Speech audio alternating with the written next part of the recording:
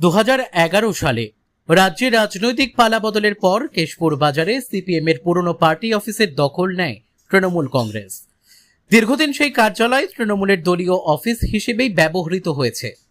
তবে এবারের বিধানসভা নির্বাচনের পর রাজ্যের রাজনৈতিক পরিস্থিতি বদলাতেই কেশপুরেও দ্রুত পাল্টাতে শুরু করেছে রাজনৈতিক সমীকরণ।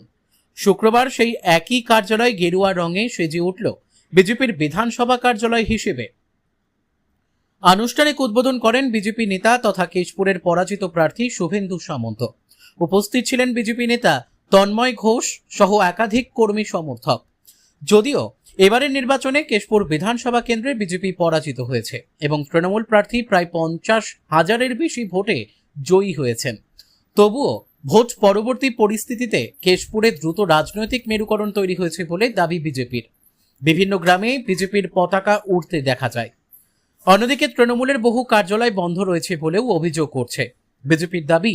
এলাকার বহু সাধারণ মানুষ এখন খোলাখুলিভাবে বিজেপির পাশে দাঁড়াতে শুরু করেছেন। এই পরিস্থিতিতে নতুন কার্যালয় উদ্বোধনের মাধ্যমে বিজেপি কেশপুরে নিজেদের সংগঠনকে আরো শক্তিশালী করার বার্তা দিল। উদ্বোধনী অনুষ্ঠানে বক্তব্য রাখতে গিয়ে শুভেন্দু সামন্ত বলেন, এই কার্যালয় কোনো রাজনৈতিক দলের রেজিস্ট্রি করা অফিস নয়, এটি একজন ব্যক্তির বাড়ি। আগে অন্য কেউ ভাড়া নিয়েছিল, এখন বাড়ির মালিক আমাদের লিখিতভাবে ভাড়া দিয়েছেন। আমরা সেই জায়গাতেই বিজেপির দলীয় কার্যালয় চালু করলাম। তিনি আরও অভিযোগ করেন, তৃণমূলের আমলে কেশপুরের সিন্ডিকেট রাজ, কাটমানি এবং দালাল চক্র সক্রিয় ছিল। তার দাবি, বিজেপি ক্ষমতায় আসার পর সেই পরিস্থিতির পরিবর্তন হবে। শুভেন্দু সামন্ত বলেন, কেশপুর থেকে গুন্ডারাজ ও কাটমানি রাজ বন্ধ হবে। সারা রাজ্যের মতো এখানেও শান্তি প্রতিষ্ঠা হবে।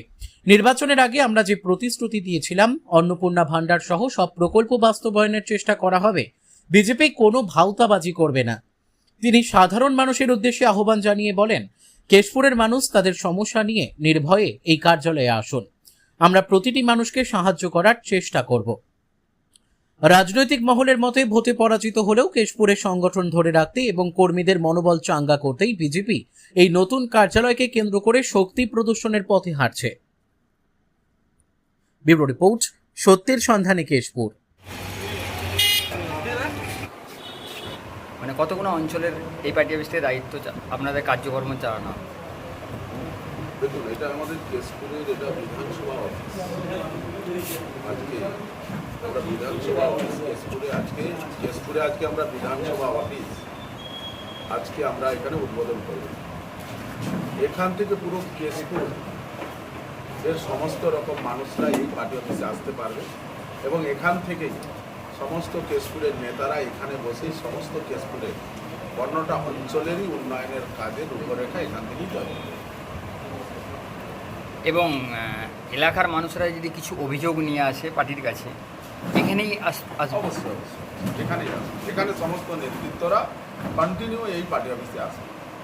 আপনাদের এখন পর্যন্ত যে নেতৃত্ব, এলাকার যে নেতৃত্ব, সেগুলো কি চূড়ান্ত হয়ে গেছে? দেখুন, আমাদের পার্টিতে ভোটের পর সমস্ত আবার সাংগঠনিক সিস্টেম তৈরি হয়। আমি যত কেশপুরের বিধানসভার ক্যান্ডিডেট ছিলাম, আমারও কিছু দায়বদ্ধ রয়েছে, যাতে এলাকা শান্তি শৃঙ্খলা বজায় থাকে, এলাকার মানুষ যাতে ঠিকঠাকভাবে উন্নয়ন পায়, এটাও দেখার দায়িত্ব আমার রয়েছে। তার জন্য আমরা এই পার্টি অফিস থেকে, যেখানে আমাদের কেশপুরে কোনো বসার জায়গা ছিল না, যেখানে কেশপুরে বিজেপির একটা পতাকা আমরা তুলতে পারিনি, এত ব্যাপক সন্ত্রাস, ব্যাপক কাটমানি, ব্যাপক সিন্ডিকেট রাজ এই কেশপুর থেকে চালানো হতো। গোটা 15 নম্বর অঞ্চল এখান থেকে সন্ত্রাসের তৃণমূল কংগ্রেস রূপরেখা তৈরি।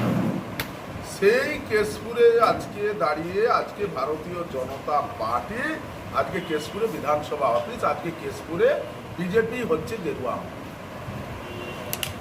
এবং এখানেই দেখা গিয়েছিল শাসক দলের 10 নম্বর কার্যালয় অফিস ছিল, মানে তৃণমূল কংগ্রেসের কার্যালয় ছিল, তারপরে বিজেপির কার্যালয় হলো। দেখুন, এইটা কোনো কার্যালয় বলতে এটা হচ্ছে আপনার একজনের বাড়ি। এই বাড়ি হচ্ছে কেউ ভাড়ায় নিয়েছিল, আজকে আমরা সেই বাড়ি আবার আমরা ভাড়ায় নিলাম। এটা কোনো কারো ব্যক্তিগত কারো নামে, কোনো দলের নামে রেজিস্ট্রি ছিল না। এই অফিস একজনের, এই বাড়িটি একজনের ব্যক্তির বাড়ি। সেই বাড়ির লোকে নাই, যারা এই ব্যক্তি এই বাড়ির যারা মালিক, তারা আমাদেরকে লিখিতভাবে এই অফিস করার জন্য পারমিশন দিয়েছে। এই যে সিন্ডিকেট রাজ এই কেশপুর থেকে নিয়ে চলতো, এই সিন্ডিকেট রাজটা কি বন্ধ হবে এবারে? অবশ্যই অবশ্যই।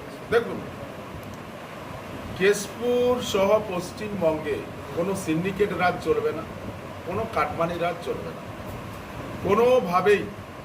এখানে আপনারা দেখেছেন, এখানে শাসকের আইন চলবে, এবারে আইনের শাসন প্রতিষ্ঠা হবে। এখানে কোনো গুন্ডারাজ চলবে না। পশ্চিমবঙ্গ শান্তি শৃঙ্খলা বজায় থাকবে, সুশাসন প্রতিষ্ঠা হবে, নারী নিরাপত্তা বজায় থাকবে। উন্নয়নই নরেন্দ্র মোদীর নেতৃত্বে ডবল ইঞ্জিন সরকারের মাধ্যমে মানুষের কাছে উন্নয়ন পৌঁছানোই হচ্ছে আমাদের